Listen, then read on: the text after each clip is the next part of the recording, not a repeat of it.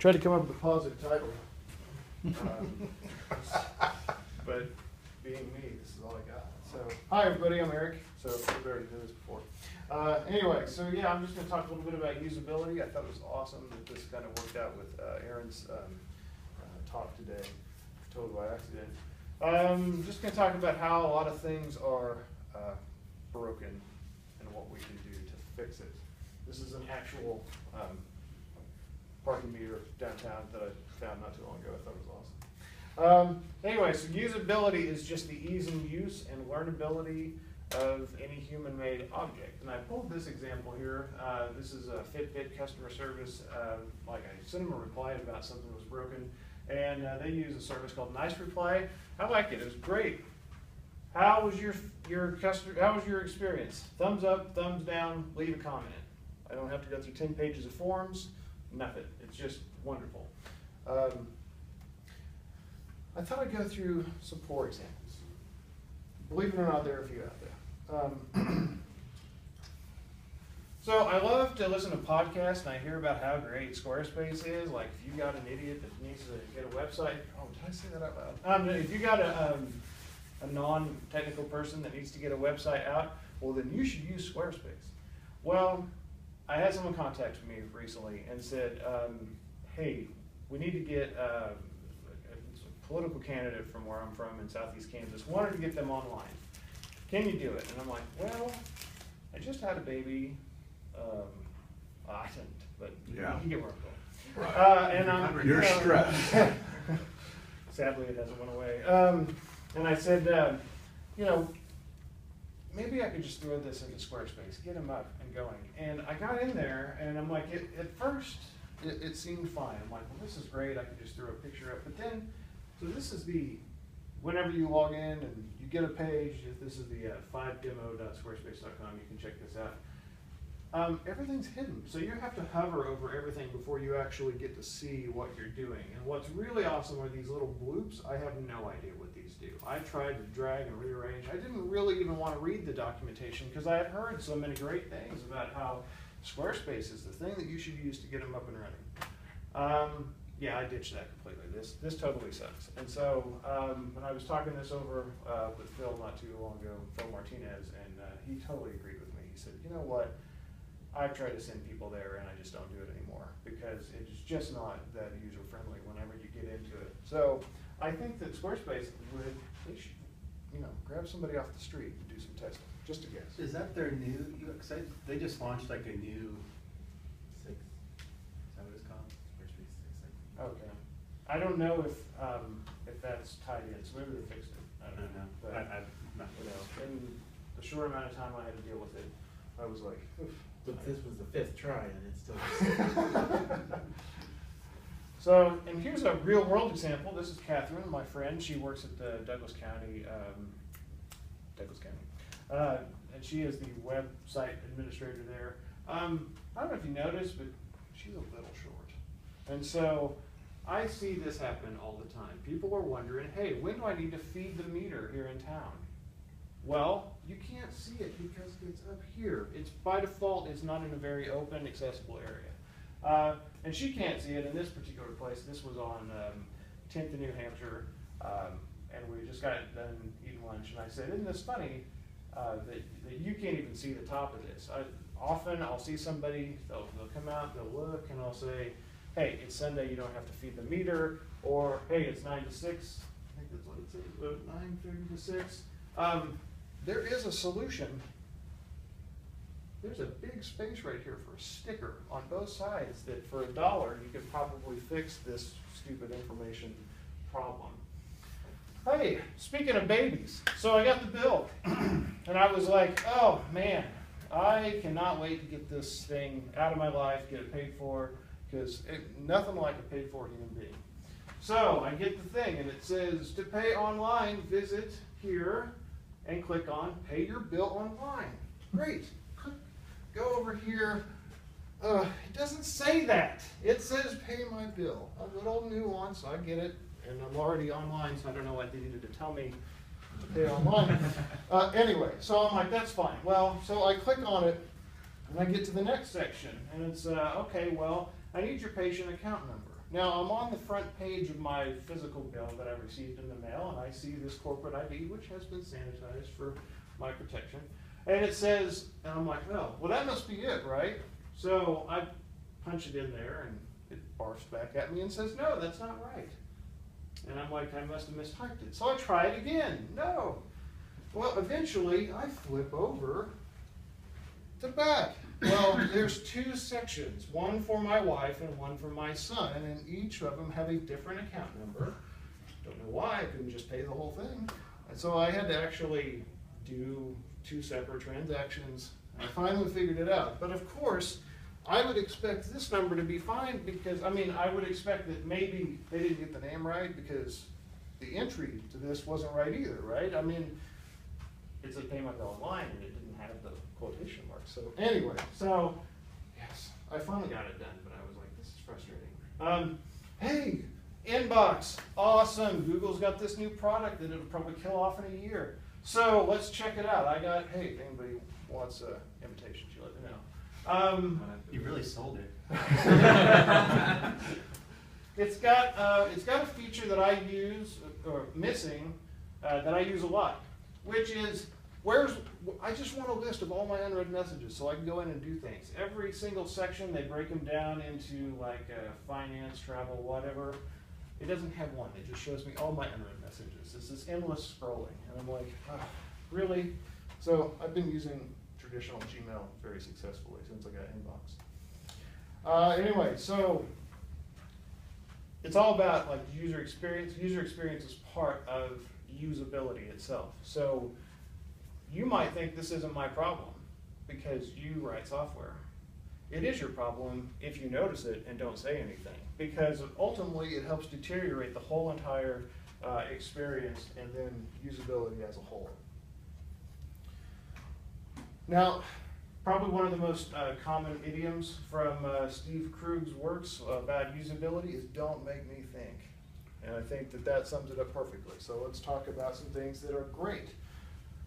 I don't particularly care for the design of GasBuddy or the ad down at the bottom. I'm glad we pay money to get rid of it. But I really like the fact that when you launch the app, you click that, and then it gives you a list of things over here. And it even tells you, hey, if you pay with cash, you get a cheaper price.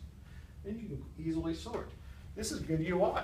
Very quick, very simple, because whenever I'm low on gas, what I need to do, I pull out an app, I find a cheaper price around me, and I go to it. No big deal. Wufoo, probably one of my favorite web products out there. It's so cool, it just makes a form. I hate making forms. But forms are awesome with Wufoo if you have, I don't know. This is one of those things I could totally send to a friend, not Squarespace, and say, here, if you want to do something easy, sign up for a little free account and do this. You click on name, it gives you all your typical first name, last name stuff, address, all the typical fields, email, and then whenever you're done, you just say, well, email the results to me, send them a thank you, whatever. Very, very cool product. So this is just a plugin for, or extension, sorry, for Chrome called Georgify. I like to read Hacker News, but Hacker News' website is, to me, not very usable because it's got really teeny tiny little text and the contrast isn't very good. You install Georgify on your in Chrome, and every time you load Hacker News, I think it looks great. It's very readable, very easy to see, things that you've clicked on, things that you haven't. Along those lines, yeah. Sorry to interject too much, but I really like in Safari the reader mode. Yes, yeah. And I've always wondered why Chrome doesn't have that, and I realize it's because it hides ads. Oh, yeah, that makes sense. That's my guess. You can install something like readability, Yeah. but then it's another process, whereas with Safari, it's just a click and Right. it makes everything, yeah. No, that's good going. Done the same way. I mean, I use one called iReader, which just puts a little in the URL bar, and you just click it, just like you would in Safari, and Oh, really? it does that. Okay. I think it has to hit an external service to clean it up and then send it back. Maybe. I haven't tried Safari it. do it locally. Yes. Well, if I'm online, so it's just Yeah, piece of there's a paper little for bit of, offline reading. there's a little bit of friction there where there's not with Safari. It's like you click it with Safari, it's instant. You click it with one of, maybe not with your service, I haven't tried that one, but with like readability. You You're click waiting it, for the there's like, request. yeah, there's, you see it doing its thing and coming back. It's like 2 seconds. I can't wait 2 seconds. I need that information back. Kittens or something now. Yeah. So, and then the Ruby on Rails tutorial. This has been a, he puts it out free, and then he also sells, additional stuff. This is great. This, there's really nothing broken about a book. You get a book, you open it up, unless you've seen that YouTube thing with the medieval help desk. Anyway, so, but yeah, there's nothing really broken about a book. It's got a cover, it's got a back, you flip through it, it's got chapters, it's very easy to use, and in a lot of ways, this mimics that almost completely. So, you have a drop down, you have chapters, you can easily go to them. I think this is great. So, how do you make things usable? Going along with the theme today, you have to test. You have to, first you got to develop a plan, get some group of stakeholders together, because believe it or not, you're a stakeholder. If you want your name on something when it's done, you are a stakeholder. If you don't, well, I'm sorry. But, get some people together that, they've got some ideas about how your website, app, whatever it is, want to be released, what kind of quality it's going to be whenever it's done. Have an objective. Create a list of questions that you're going to give to participants. We'll get to that here in a minute, what we're going to do with those. Make some assumptions. I've made some assumptions and then was wrong. I thought surely I knew what I was doing, but then whenever I brought real people in, nope, I was totally wrong about something, or a few things. And then user stories, much like Aaron was talking about with scenarios. As a type of user, I want to achieve a goal so I can do like a result. You have to pick a testing environment.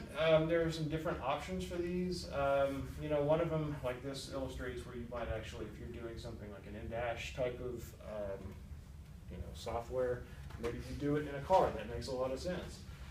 Or maybe you're doing it just on a phone, or on a computer. There's a lot of software out there. There's that, like the Mac ships with QuickTime, that you can just fire it up and start a video recording. I use that for a lot of things, to where you record the session while it's going on.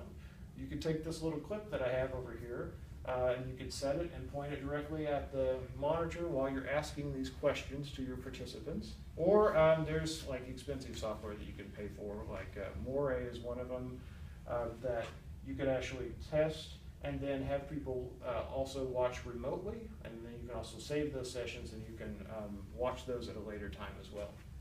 So you just got to pick something that you want to do and run with it. After that, you got to find some participants.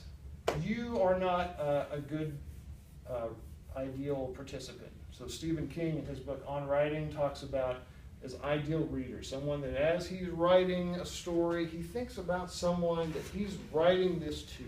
And so you should find your ideal participant that you are essentially writing whatever it is you're building to. Who is this? And so that would probably pretty typically not be someone on your team because they're too close to the metal, right?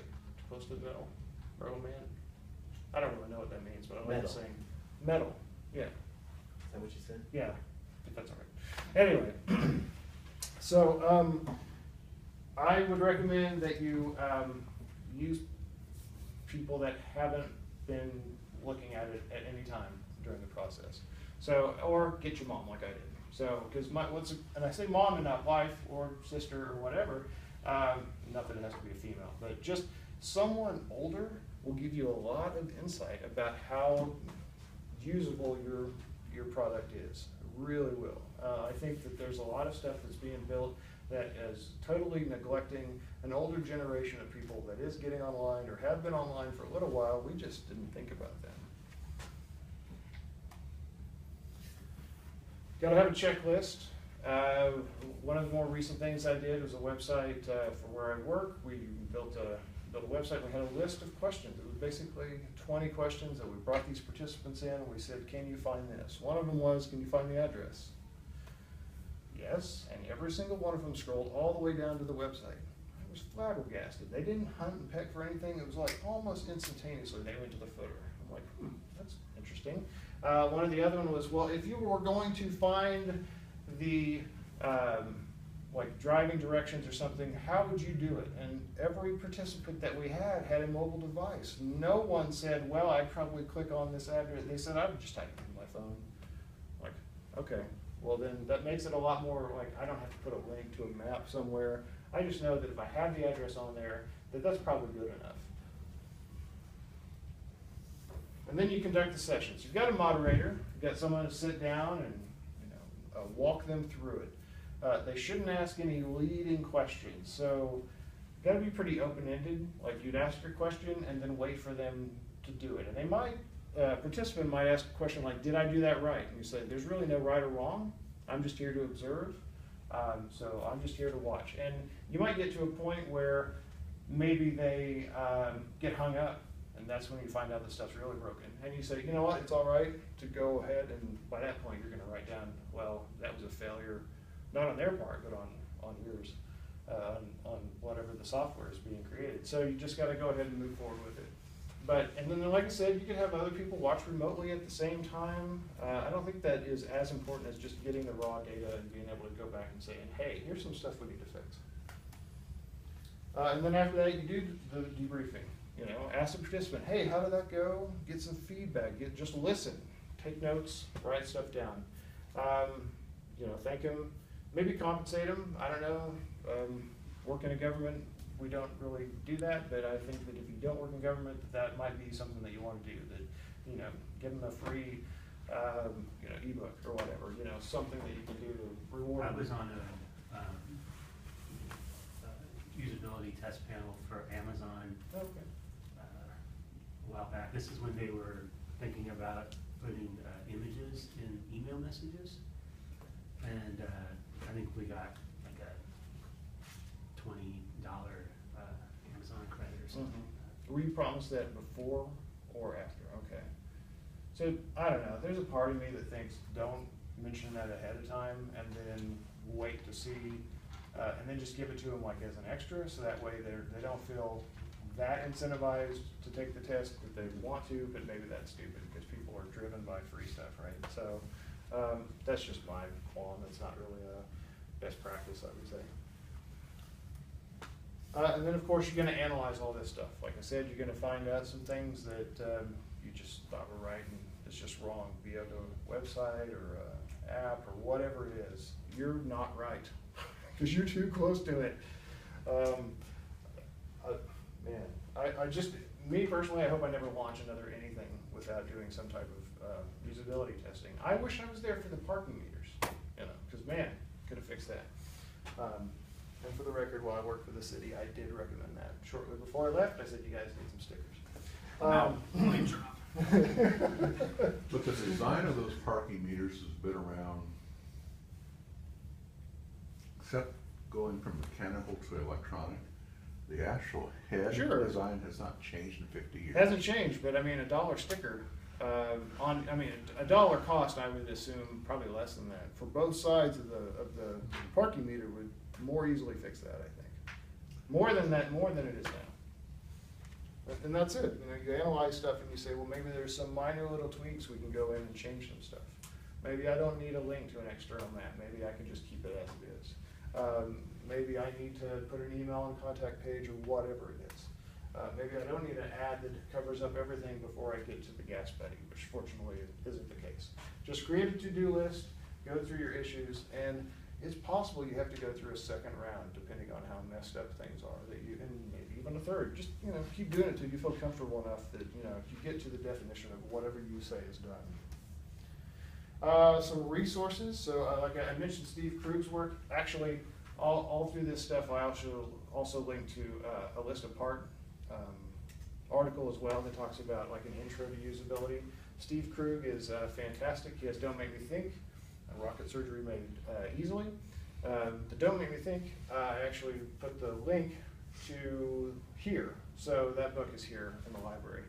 And I did look up designing interfaces. I actually think it is here, but I'm not entirely sure the second edition is.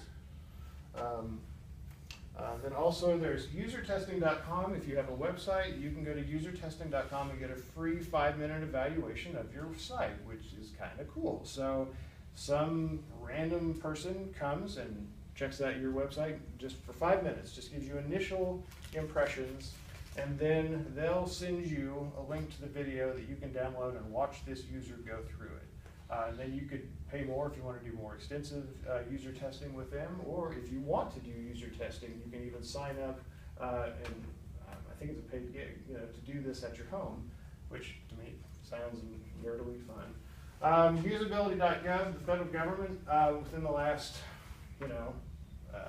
8 years, 6 years, whatever, has really made strides, both in the terms of usability, trying to make their web presence a lot better, and then also with plain language. Plain language is whenever you take government just crap verbiage and scale it down to something that's a lot more readable. A pretty easy test of whether something is plain language or not, or is easily readable, is to take it and put it in Word. There's an option in Word where it'll tell you the reading level of whatever it is you're reading. Fox News, NPR, these places, they have things down at 8th grade reading level. A former employer that I already mentioned before had things at a postgraduate reading level that I was never successfully able to change. But anyway, it's worth running your stuff by and say, hey, can anyone even read this stuff? Because that's probably why they're not using it. Jake and Nielsen, NN Group, they've been doing web usability for a long time. They often have a lot of good articles. They have expensive things that you can pay for, or you can just read their blog. So, and then UIE.com, fantastic. They've got a lot of great resources. Jared Spool's a pretty funny guy. I heard him speak at a conference once, and really great. One of the most fantastic things I heard Jared Spool say is, your homepage is the least important page on your website, because everybody's clicking right through it to get somewhere else. Or they have to be agree. able to bypass Yeah, it. is the homepage even a thing? Right, I don't think it is, but not as big a deal, but somebody will think it is, but it may not be. It's probably that content that's buried somewhere deeper. Are you going to post those URLs? Yeah, sure, we can put those out on I appreciate the it. meetup page. So anyway, questions, concerns, comments, anything? All right, so this is a comment. You just talked about the homepage. Yeah. So I think a lot of what you're saying comes back to actual use cases.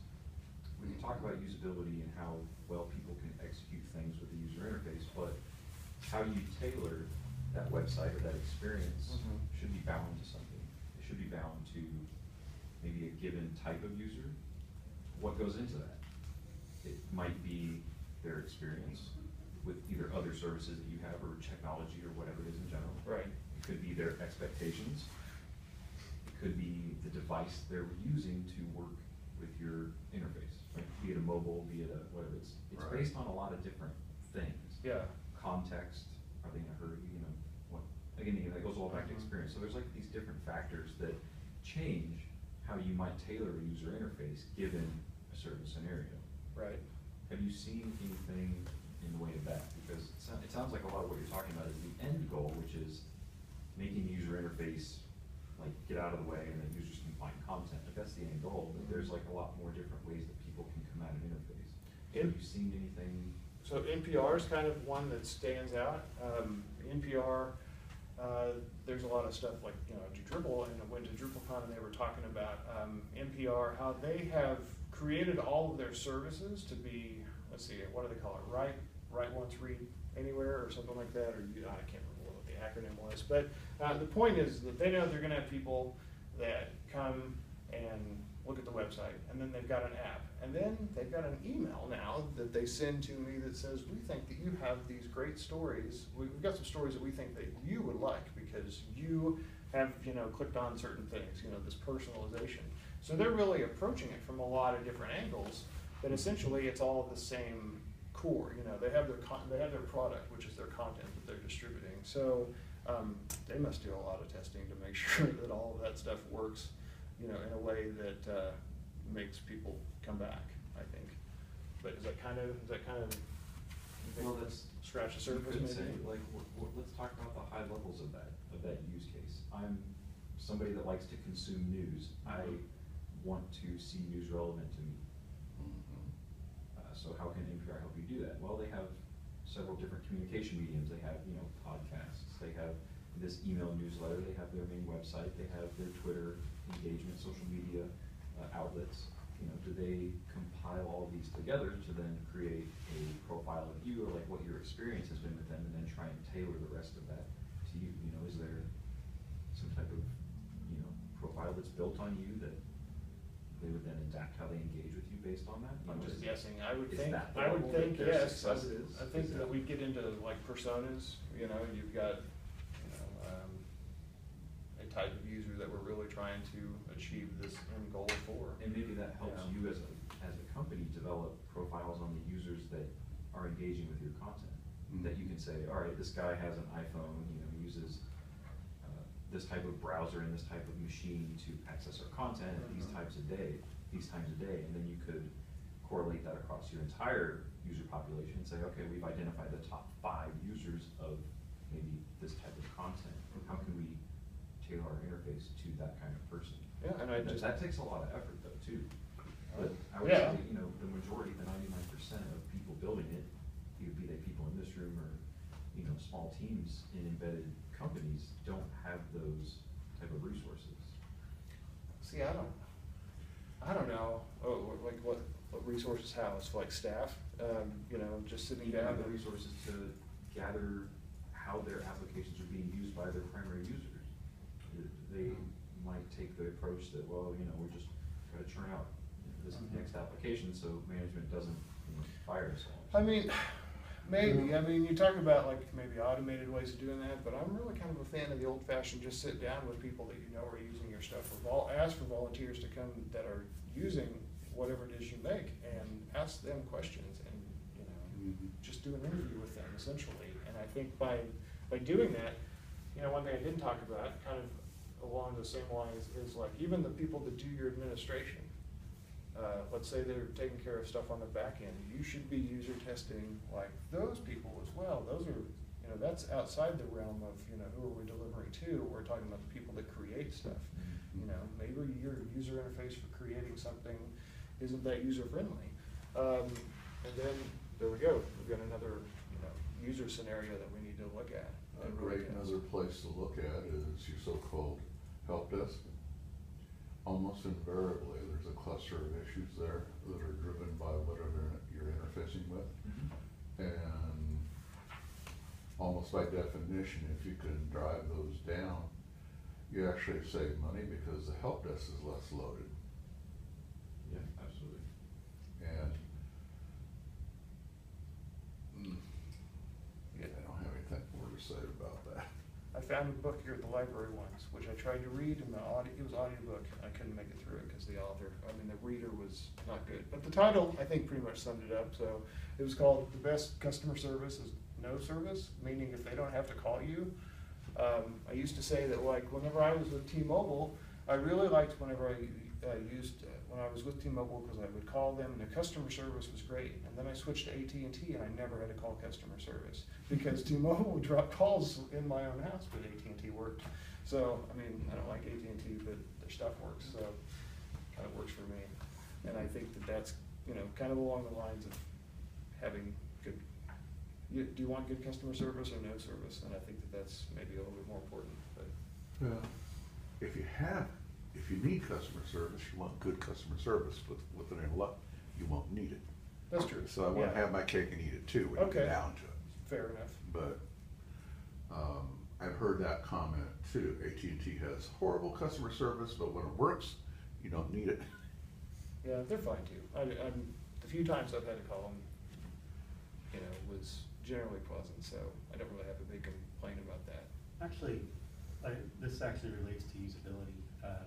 Mm. So I've had like a 10 gig data plan with AT&T the past couple of years because it was also my home internet connection for a while, and it was always such a hassle to change plans. I was like, screw it, I'm just gonna pay the extra money until my contract runs out.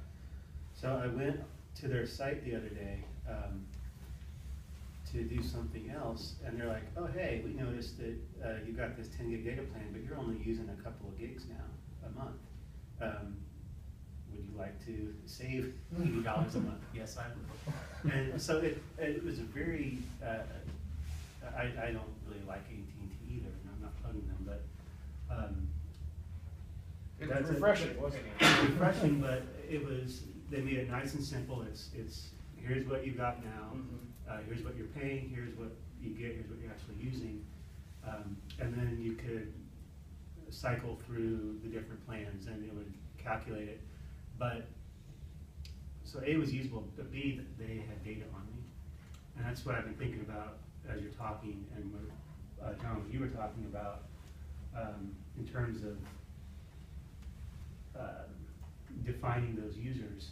Someday, I kind of wonder, is that going to, it's not gonna, we're not gonna be defining the typical user, because everything's gonna be so, we will know so much about you, not just someone like you, but you, that it's not gonna matter. Yeah.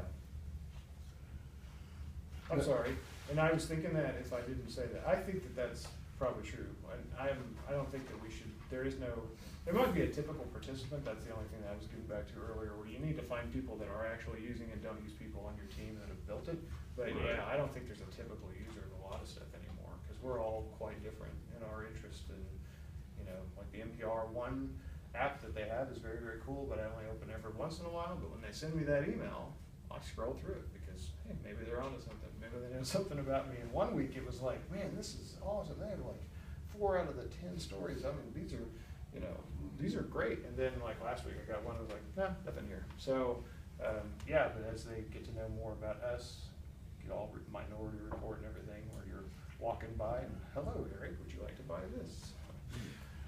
This yeah, I think is that's the gonna goal be- of big data. They Yeah. want to know everything about you. That's fine, at least they can tell me back. Another resource, Rosenfeld Media, ROSENFELE, publish a lot of books on usability, not just in terms of how things look, but also like information design. Yeah. Talking about, Forms and. well, not just that, but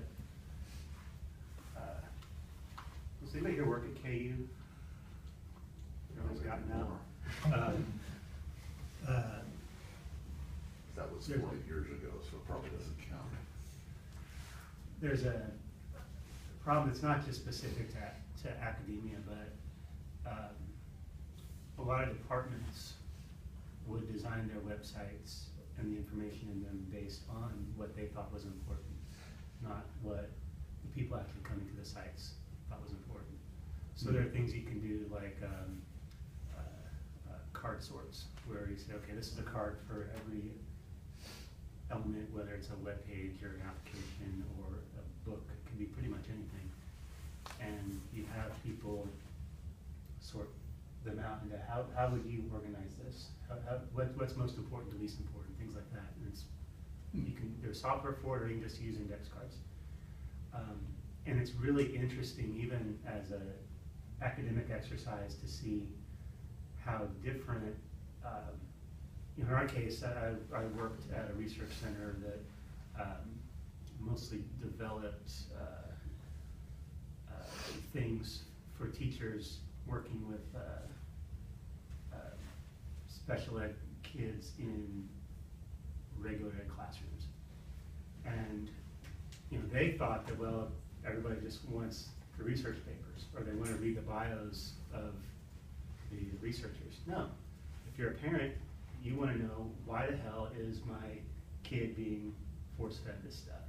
Or if I'm a teacher, why the hell am I being told to use this? Or, and that's really about it. If you're a researcher, you already knew about that stuff. You don't have to go to the CRO website and be like, oh, I didn't know they did this. You've read about it in a journal or something. But when we did some card sorting exercises, it kind of hammered home that nobody wants to see your picture, Dr. So-and-so. They just want to know more about this thing that their kid is doing in the classroom.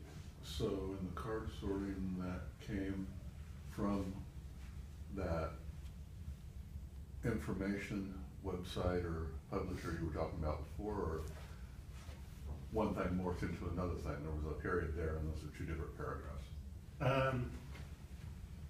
Or Yeah, I probably ramble. that's okay. I'm just trying to make sure. So the card sorting. Please post this. Yeah. Both of these Yeah, things. so the Rosenfeld Media has a lot of books on usability and information design. One in particular I liked was on card sorting. They didn't invent the concept, but they did a good write-up on it. Okay, thank you. The only reason I didn't include those because I hadn't personally read them, so. Oh. But yeah, they're well mentioned. I probably should have mentioned that. Once upon a time, they've had a lot of books since then, but they had a deal where, like at a time, they had like 6 books, and you could buy them all for just one price, print and digital. So we snagged them. They're still at probably my old office in KU. Let's go get Just 'em. All right. Well, thank you very much for listening. Oh, One last thing. there's one more thing. To Great. cap this discussion off, and, there was a tweet that I read from someone, I want to say that it might have been one that Mike put out either as an originally authored tweet or one that he generously retweeted, but it said something along the lines of, I'm terrified that websites I use on a daily basis were tailored by people that complete satisfaction surveys on websites. Those retweet. That pop up and they say, would you like to provide feedback on this website? Yes, I would. I never do one. I'm like, so, if your feedback is tailored based on people that are willing to provide feedback, Yeah. that can still skew. Right. But that's where not, that's coming. Still better that's than not going user blind, though. acceptance testing though. Maybe it is, maybe it isn't. I don't know. I Maybe think, you would then change your website to dissatisfy the rest of the people that aren't completing it, that are like, yeah, everything's great. I don't need to waste my time. You just get the squeaky wheels feedback, maybe. well, that's certainly possible. Yeah. I don't have an answer except for. But yeah, you're right. That could It's be. different context to get into feedback. But the cool thing about doing actual testing like that is that the things that came up repeatedly, those stand out. You're like, okay, I guess I really need to fix that. But then there might be some one-off things. For instance, so there was a kid that I did testing with, and he was just out of high school, and his approach was way different than the middle-aged soccer mom. Right. Her approach was way different versus my mom, who doesn't even live in this area, and like that website had no application here whatsoever. Right. If you were to constantly change based on those 3 individuals, you'd be like, oh man, this site sucks. So. I seem to remember when Microsoft decided to switch from their traditional Office view, like the circa Office XP user interface to the new ribbon interface that they call it. When I use the ribbon interface in Office, I feel like I never know where anything is. They have it grouped into tabs. They have like different sized buttons that cascade across the ribbon. I'm like, where? It's hard for me to develop like a visual way of remembering where things are. Traditionally you have the drop-down menus, and then you're 2 levels deep. But with the different user interface button sizes, which then have sub-menus, when you click on them, it's like, who thought this was a good idea? Well, what users did they test that they thought? Don't you Maybe it works for some people, but that person's not. Didn't they end up reverting it back in the next version? No, You 2007, still ribbon-esque. 2010 are both ribbon. This is anything but straight text. 8 has ribbons everywhere. Okay, well. What I can tell you is I'm not gonna- maybe they put a random number generator in the bottom and they move it around just for you. Maybe. And you mentioned that, so my Mac is set up probably to about, OS 10 Panther days. Like it's hasn't really changed. And Apple keeps moving things. Like whenever you get a new system, I like the status bar down at the bottom of the Finder window that tells you, like you click on something that tells you the size of that document or that folder or whatever. And my dad just got a Mac for my grandmother and was trying to set it up, and he's calling me and he's really frustrated. I'm like, he's really upset. He's like, this Yosemite thing sucks. I don't understand why I'm having so much hard time with it. Well, it took me a minute to figure out that I've configured my system and his system to an older way of doing things. So whenever he set up a brand new out-of-the-box Mac Mini, It it's doesn't all look. different. And my grandmother, her eyesight is degenerating, and so the transparency issue that Apple has with Yosemite, that I just want to go strangle somebody about, is that you know, she picked a background that she really liked. She's like, this is great. But, I like this Mac, you know. And then they open up the email client, and the background, because of the transparency of mail, of all the windows in Yosemite, the background was kind of bleeding through, and she was like, I can't see this. And so Right. Dad's like, I'm gonna have to take this thing back. I'm like, just wait, I'll be down at Thanksgiving, we'll get this thing fixed. And so I got him convinced that, like, okay, you know, if you'll fix it, I'm like, yes, I can fix it. But it was too hard for me to do over the K10 highway ride yesterday to say,